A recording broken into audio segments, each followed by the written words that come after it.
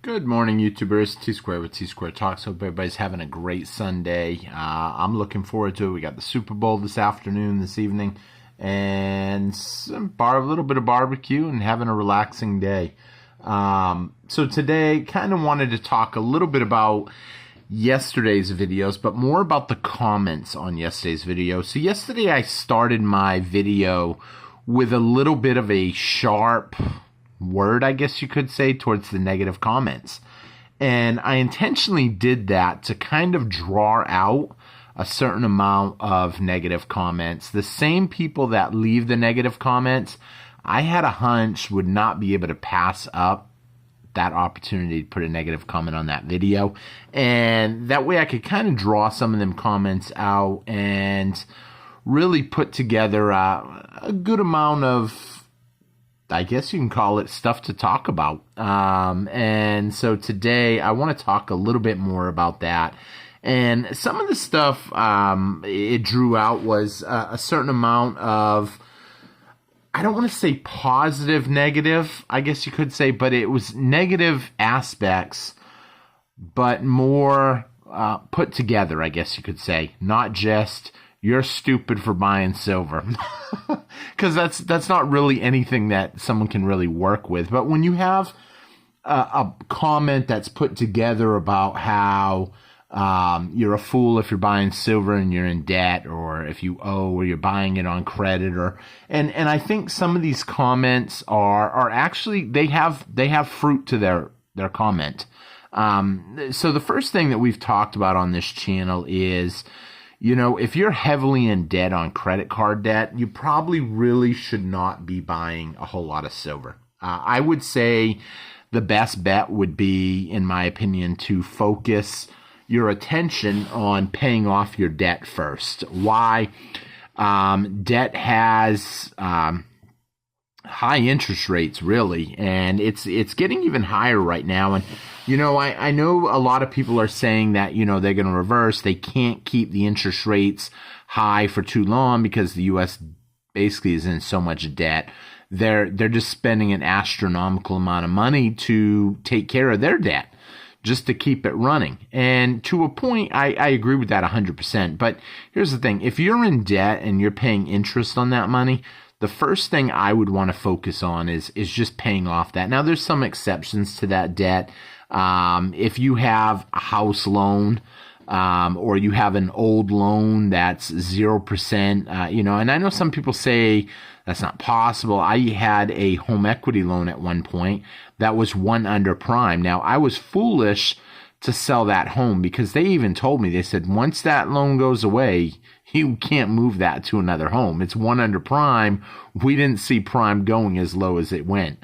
I feel bad that I sold that home. I should have kept that home just to have that $100,000 line of credit at 1 under prime for as long as I wanted. But I made that mistake and I let it go because eventually, when I had a lot of real estate, it kind of got to me how much money I owed.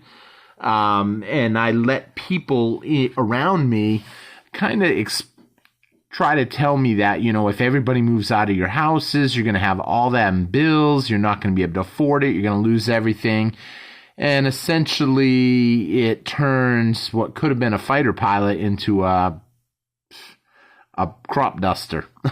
and literally, I say that about people around you that are going to diss your beliefs on stuff. It eventually does seep in. I try to, you know, keep the channel positive towards gold and silver because I firmly believe that we're going to see gold and silver continue to climb up. Now, I know that a lot of people that have had either a negative experience with precious metals, usually those people, I know someone out there is going to be like, oh, so there are some people that had negative experience. Absolutely. If you bought precious metals from someone that really took advantage of you, that overcharged you, maybe a high premium that wasn't correct with the time, yeah, those people are going to be negative towards it. They're never going to look at silver the same way. Or they bought when everybody panicked. So there was a time period, and I have one friend that, well, I shouldn't say friend, one acquaintance that he picked up a bunch of stuff, and essentially I helped him order it. I helped him get it. And he paid a high price. He bought at the worst time, and he didn't want to wait. He wanted to rush in. It's something that I've learned now when I talk to people to really try to ground them, I guess you can say, to get them to kind of take it slow. Stacking silver, if you're stacking when everybody's freaking out and panicking, then that's not cool. You're buying at the wrong period of time. Now, could you be rushing? I'll be honest, when a storm comes, you want to hurry up and take cover. And that's great, while the storm is coming and when the storm hits. But eventually the storm does clear, and hopefully it's not the end of the world. Now, what do I mean by that? If you're buying and the price all of a sudden jumps to $50, let's hypothetically say, we'll get to that in a minute, but let's say the price just all of a sudden jumps tomorrow, Monday morning rolls around and silver price just went from, $22.50 to $25, $26. Tuesday, $29. Wednesday, $32, $33. By Friday, we're up to $40, $50. A lot of people are going to be freaking out, and they're going to be buying. And they're buying out of panic. They did not buy when essentially it's quiet. Everybody hates silver right now. Not everybody, but a fair amount. Why? You're seeing a lot of YouTubers that are talking bad about it now. You're seeing a lot of coin shops that are using this as an opportunity to basically stack up some inventory at a cheap price. Here it is early in the year. They know that by the end of the year they'll be able to sell it. They're not going to sit on it for too long. Smart money knows silver's going a whole lot higher. Had to cough there for a minute. So smart money knows silver's going a whole lot higher, and so they're willing to bet on it. I mean, I have a firm belief we're going to see silver go a whole lot higher. A lot of people don't understand that you want to buy when something's not loved. I'll be honest, the Oracle of Omaha said it the wisest when he said he likes to buy when there's blood in the water. A lot of people look up to Warren Buffett. They understand that, he's done really well for himself. He buys when there's blood in the water. He buys when everybody else dislikes something. And that's an opportunity. If once you understand that and you see that, then you're going to do a whole lot better. A lot of people are only going to buy when it starts going up, and there's going to be a lot of people that miss the opportunity. Maybe you heard from someone, oh, you can pick up an American Silver Eagle right now for $25. Yeah, I see them all the time for $25 right now. But a lot of people think it's a bad, and I'll be honest, I sometimes pass up on deals because I question the direction that we're going to see silver going in. I really am hoping for a pullback. Will I see a pullback? I don't know. I mean, I'm fine. Either way, if the price goes up, well, I'm happy for the stuff that I've already got. If the price comes down, well, I'm happy because I'm going to be able to buy more at a cheaper price. Eventually, I believe that just like they're seeing in Egypt right now, where people are buying more silver now than gold, they're shifting their attention. I believe that they're positioning themselves. One, I believe that they think that, the price is just getting too high on gold and they can't afford it now with their economy kind of slipping and their dollar losing value faster and faster. Like I said yesterday, when the majority of the people start buying silver instead of gold, you could really see silver run up quick. A lot of people think, oh, it's only a industrial metal. It's a heavily used industrial metal. Nobody's going to deny that. Even the people that really dislike silver are going to tell you that, yes, silver is heavily used in industrial demand.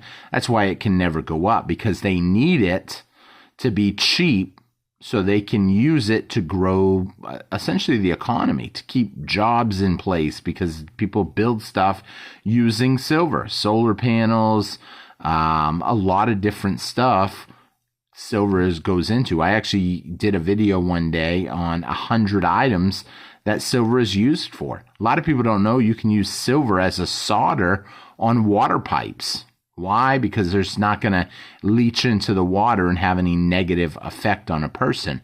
So they actually do use that. I only found that out when I had a rental house and someone put a nail through a pipe. And I had to call somebody, and it was a friend of mine that was a plumber, and he came over and he had some silver rods that he soldered right on the pipe. And I was fascinated with that, and he gave me one. I mean, they're only 40% silver or 35% silver, something like that, you know, but it came in useful. And that silver is forever part of that house. So with this negative viewpoint that people have on it, it's not a bad thing, really. It's actually a good thing, I believe. Because then I can buy more at a cheaper price. It's easy to get discouraged when we hear the comments, when we see the comments. I try not to be ugly towards people. I know someone made a comment that, you know, silver has never gone above $50. It's only gone to that area a couple times, and they doubt it's ever going to happen again. I mean, here's the thing. We've never seen manipulation like we see today. Everything is manipulated. Everything is fixed. I find it interesting that they are pushing a lot of people into Bitcoin. People don't see it the way I see it. I hear now even big places like Kitco. I used to always watch Kitco when they were big on precious metals. Now it seems like they're more into Bitcoin. And maybe that's because Bitcoin has a large following. That's a possibility. But I would not want to be in Bitcoin because I think it's high priced. It has a lot of room to go down.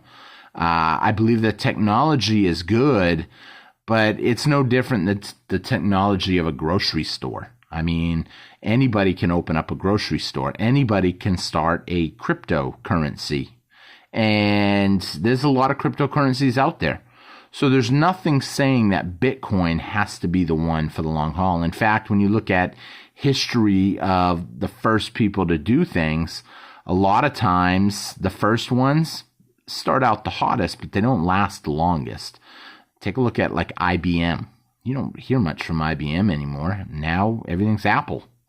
Well, IBM was the first, you know, and I think it's going to be like that with cryptocurrencies. Same with a lot of your .com, same with a lot of different companies and industries. We've seen, you know, they take off hot, but then someone comes along with a kind of changing it up a little bit and doing better. So with that being said, don't take any of the negative aspects and just kind of run with it. You know, look for the deals, buy slow and steady, and just be prepared. And this is not financial advice, nor should it be considered as such. It's just my opinions, and everybody's going to have them. So thank you all for watching. I hope you enjoyed the video. Don't forget to go check out our 10,000 subscriber giveaway video. Thank you all for watching, and I will see you guys next time on T-Square Talk. Take care, everybody. Have a great weekend. Bye-bye.